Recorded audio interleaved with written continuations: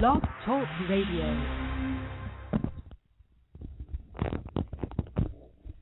Oh, it's time to get real. Oh, yeah.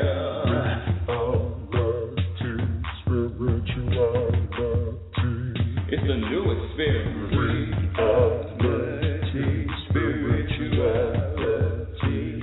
Yeah, keep your ears open for this one, man.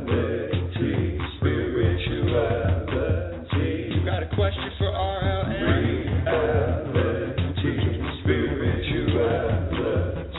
Yeah, it's time to get some answers, baby. Oh, now we getting real. Yeah,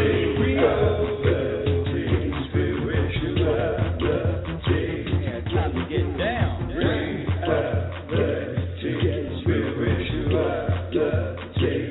Yeah, you gonna feel good now. Real good. Now, that's what I'm talking about. Time to get real. That's right. Time to get real. Welcome, everyone. Welcome to Reality Spirituality. I am your host, Rebecca Lynn Norrington, and I am just excited about today's show. Today's topic is self-mastery. What? Self-mastery. That's right. Today's topic is, I think, one of the most important topics we can discover, we can journey on. Let's just say that. Reality Spirituality is a show that I created because there are links in your everyday life experiences to spirituality and to growth and to personal development. But the key is you have to look for them. You have to be open to learning the lessons. You have to be committed. You have to want to grow. And all growth begins internally. Every change that you make, from your thoughts to your behaviors to your actions, all begins with an internal shift. And that internal shift is going to happen, listeners. It's going to happen whether you want to accept it or not. It might not happen in this lifetime, but trust me, we are all on this path to growth. Look around you. Everything that's living is growing. If it's not growing, it's dying. And that's the same with us. We are spiritual beings. We're energy in this body. And we are on this journey of growth.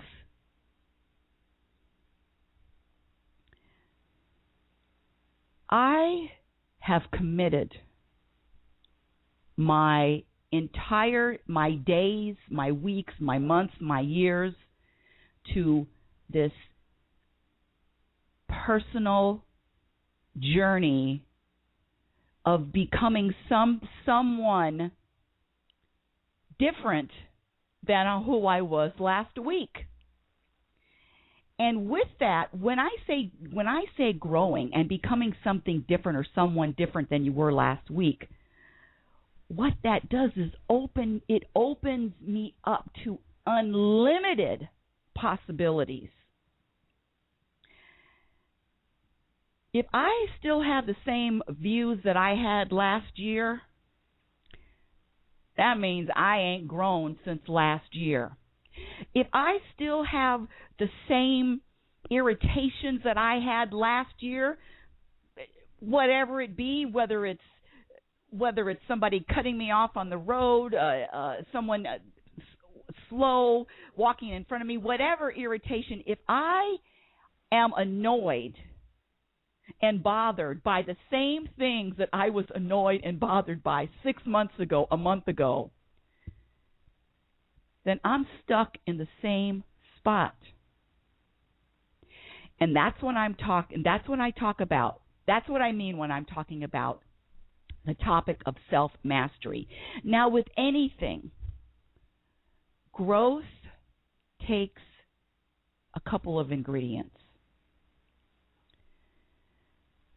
Number one, you have to be committed. Not committed to an insane asylum, committed to the growth. I mean, a deep commitment. And why would anybody want to commit to personal growth? Why would anybody want to commit to spiritual growth? Why would anybody want to be enlightened? Well, I'll tell you why I chose this path, daily path. I began to discover,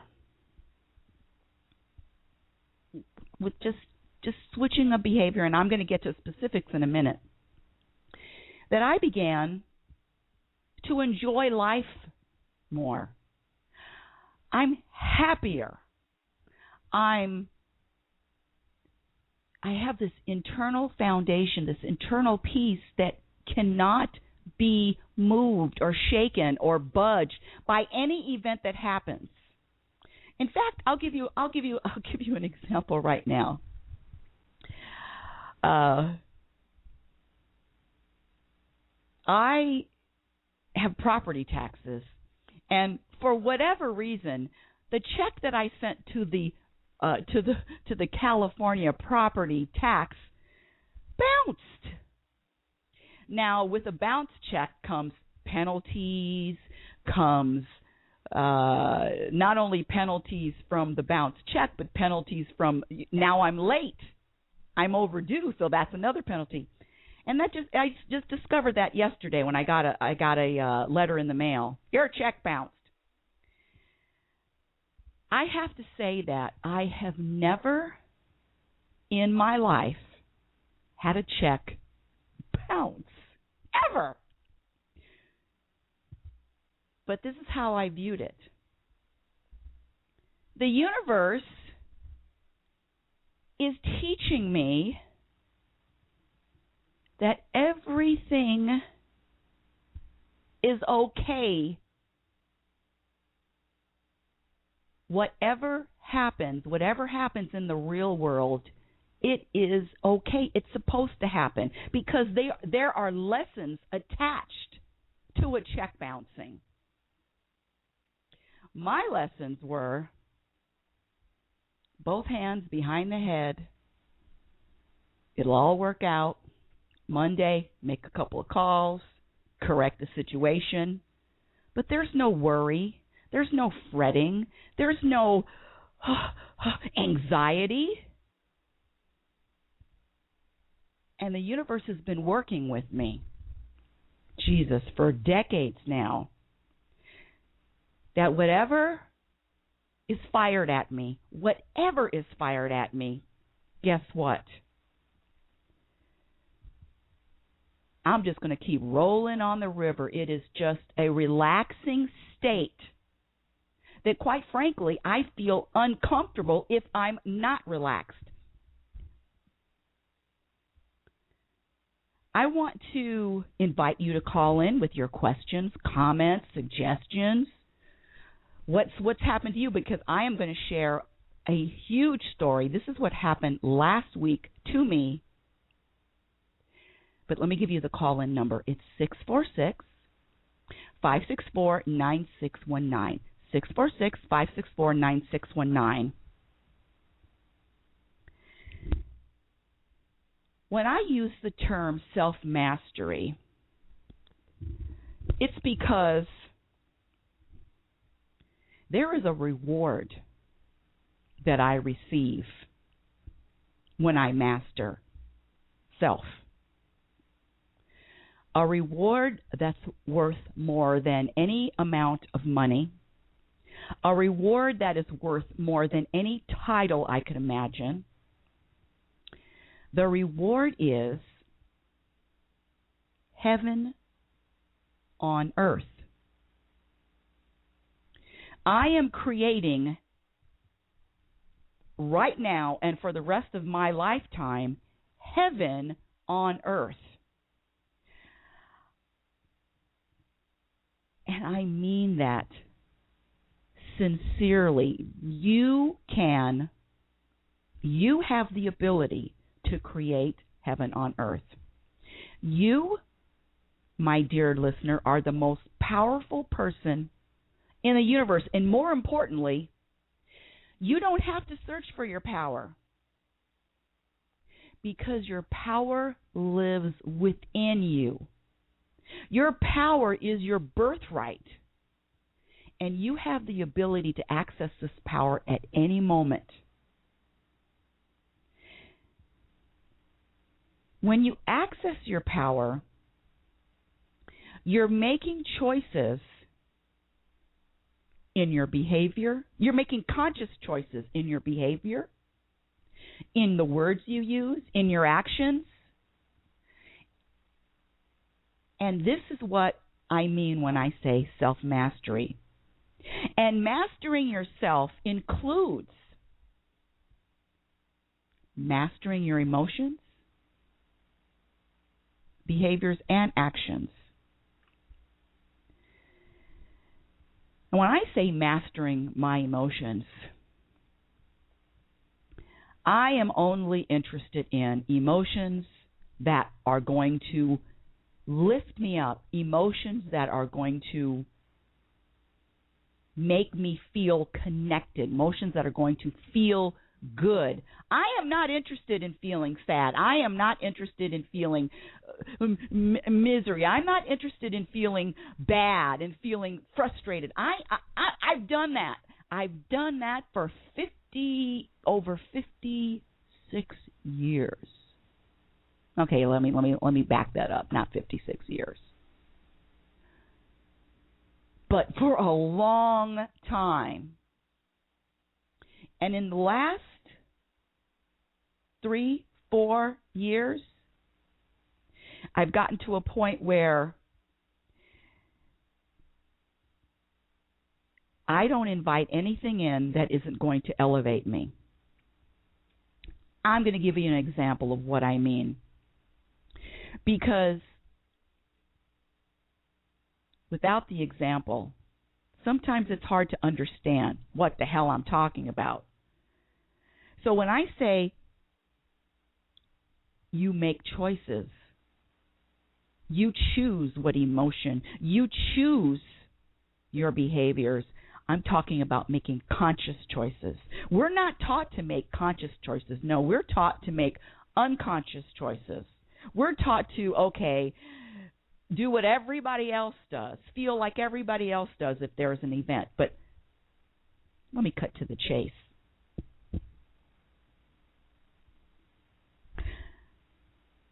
Don't tell anybody. But I like to drive really, really fast. I always have.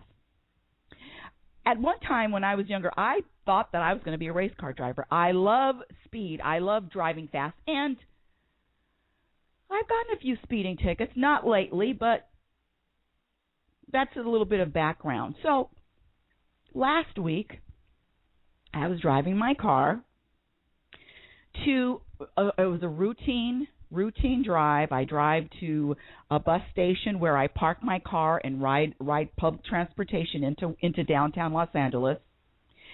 And so it was in the morning, and I was feeling speed. I had the radio on. I was feeling good, and there were 3 lanes. There were 3 lanes going southbound, and I was in the far right lane. And we all had come to a stop. We all came to a stop at the red light. Well, I don't know what it is, because this has happened to me more than once. But sometimes when I pass cars, people flip me off, or they're pissed off, or they're angry. I mean, I don't get mad if somebody's passing me, but whatever. So there's sometimes there's some tension when you pass a car. I mean, I'm just doing it because I want to get someplace faster than the way you're driving. Anyway, back to the story. So I'm in the right lane. As soon as the light turns green, I'm out of that. I'm out of there like a horse that is just out of the cage when he's out of the gate at a racetrack.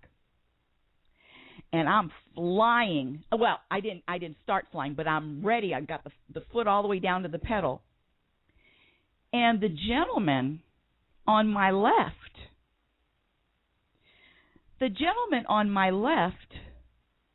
took offense to me passing him. Now, how did he display that? He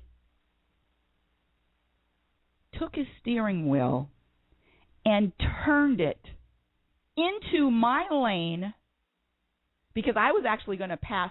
I was going to actually pass him, and he knew that I was going fast to pass him. And he took his wheel and turned it into my lane so fast and so hard that I had to swerve. I had to swerve my car to the right. And I had to stop because now I'm to the right. I'm at a curb. I actually had to swerve my car to the right, press on the brakes, and stop the car because I couldn't maneuver to the left. He was blocking my path. Now, my memory isn't as good as my reflexes, thank God, because my reflexes were sharp, and I quickly turned my wheel to the right, all the way to the right, stopped the car, and while he sped off. Now, I took a couple of deep breaths, and I have to say, honestly, it startled me. But I also have to tell you that I wasn't angry at him. He did what he wanted to do.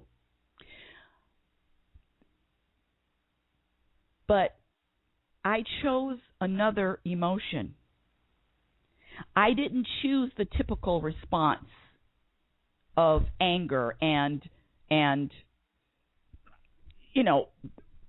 fist flying. Now, I chose a reaction that isn't, some people would say, normal. I chose a reaction that requires a direct connection with the universe. So I have to say, yes, my adrenaline was pumping while I had to swerve off the road to avoid a collision. But after coming to the stop, I relaxed, I gathered my thoughts, and I began my journey back on track, right onto the bus station. Well, guess who I ran into, pun intended, on the way to the bus stop? That's right. As fate would have it, Mr. Road Rage, which I called him affectionately, was stopped at a signal. So he was stopped at the approaching signal that I was about to be stopped at. I drove my car directly behind him. I took my phone out. I snapped a couple of pictures with his license plate with my phone, just in case. The light turned green, and I changed lanes to position myself directly on his left side. And we traveled side by side for approximately, probably a half a mile before another traffic signal stopped us. Now, as Mr. Rage stopped for the light, he drove his car forward. So he was past the crosswalk, far enough to practically get into the intersection because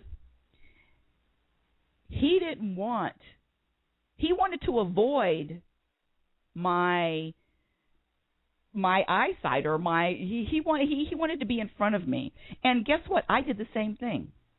He knew I was next to him, and he was avoiding any kind of contact.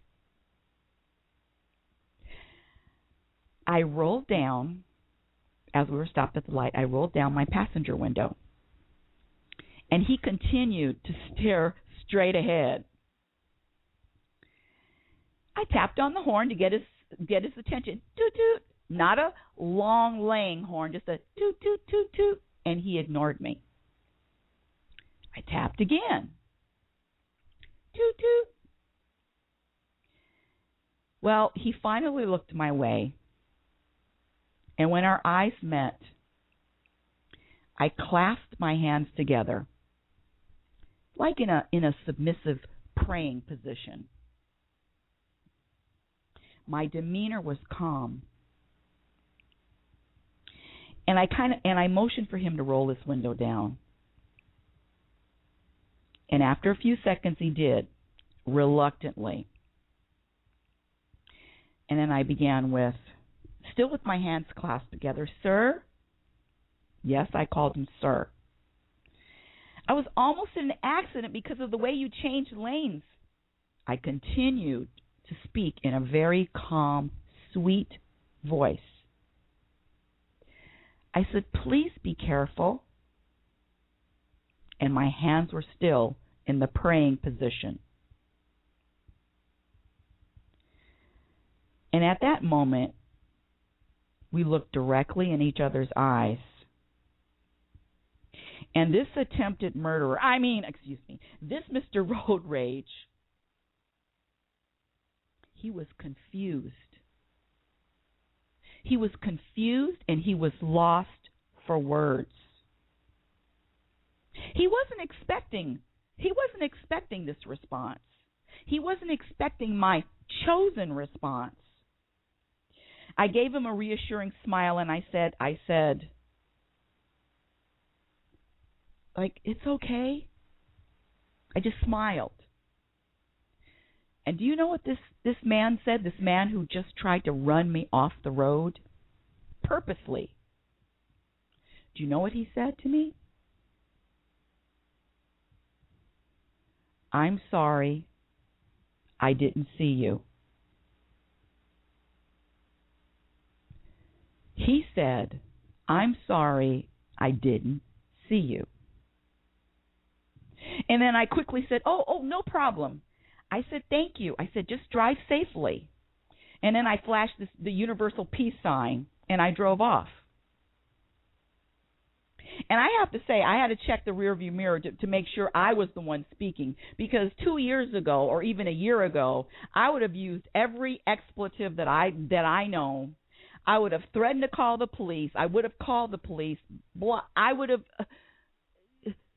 ripped this guy a new hole. But see, I didn't want to engage in that kind of behavior or emotion. And the reason why I didn't want to engage in it, because one thing I know is whatever I put out, I get back. Whatever I put out, I get back. And that's one of the reasons why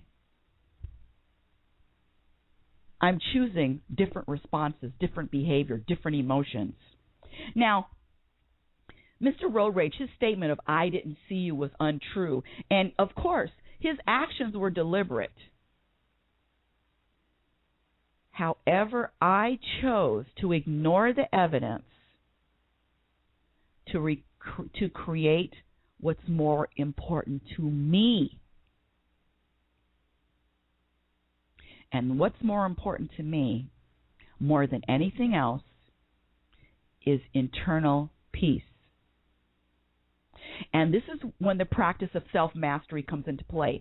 Acknowledging that I am the sole individual responsible for my personal state, my internal well-being. I'm the one responsible for that. No one else is. No one else can make me behave in any kind of way. I don't care what happens or what is said or what is done. And self-mastery is about creating a tone and maintaining a tone, a personal environment.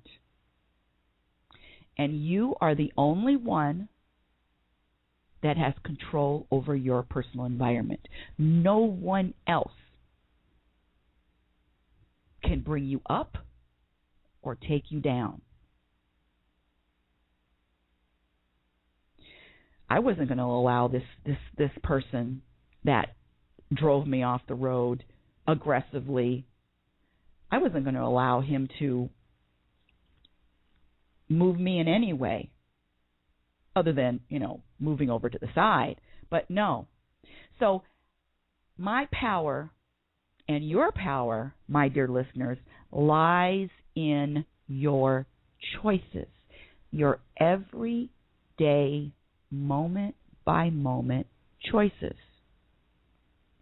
You have the power to change your attitude and change your reaction to anything that's happened to you, or anything that is happening to you, or anything that will happen to you. Notice that I said change your attitude and change your reaction to what happens in your life, not the circumstances. You do not have control over the circumstances, but you do have control in how you react, and you do have control in how you respond. And giving up controlling anything outside of you is a key component to self-mastery. So I want to conclude with some of the elements of self-mastery. Let me say this. Number one, be patient. Be patient and be kind to yourself. Be your own best friend. And you alone are responsible for your internal state of being. Only you. Number two, I want you to recover quickly. There is no reason for you to dwell on anything that happened a moment ago. The past exists as long as you focus on it. Number three, make a commitment to yourself to practice changing your responses. Have some fun learning the skills to self-mastery. Invent new ways to respond to old issues. Surprise the people that know you. And when you master self, mastering the world becomes easy. So, my dear listeners, if I offered you heaven on earth, would you be willing to make a commitment to self-mastery?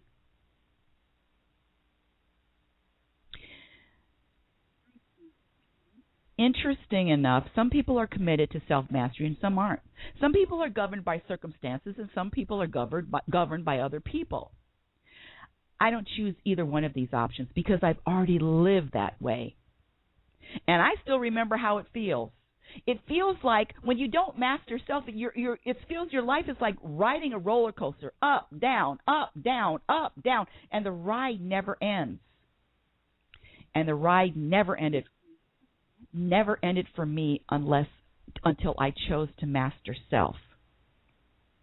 So mastering yourself is a new skill, and like any new skill, it takes time.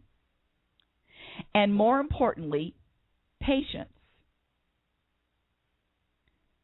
But when you begin on this road to self-mastery, the reward is heaven on earth. You've been listening to Reality Spirituality. I'm your host, Rebecca Lynn Norrington. Talk to you tomorrow. Yeah. Oh, it's time to get real. Oh, yeah.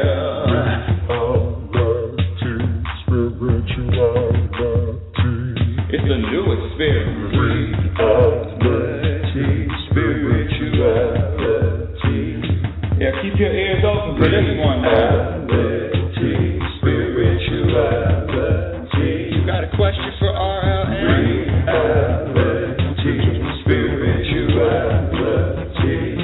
time to get some answers, baby. Oh, now we getting real.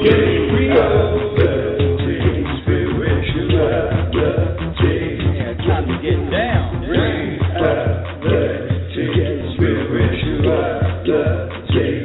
Yeah, you gonna feel good now.